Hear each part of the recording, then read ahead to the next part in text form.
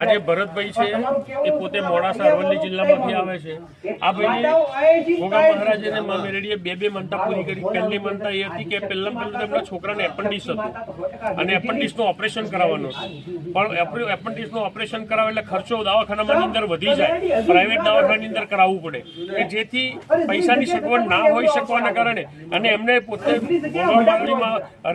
મેરડીમાં પ્રત્યે એમને જે ભાવ અને વિશ્વાસ જેના કારણે એ ભાઈએ પોતે માનતા માની કે માં મારા દીકરાને વગર ઓપરેશન એપેન્ડિક્સનું મટી જાય ને તો મારી હું તારાથી ફૂલની પોકળી ચડાવીશ। તો એ પહેલું તો એમના દીકરાને વગર ઓપરેશન એપેન્ડિક્સ મટી જાય।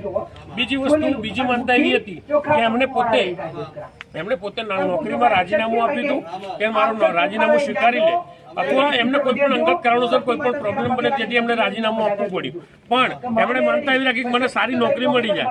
તો ગોગા બાપાને મેરડીની એવી કૃપા કે એની જ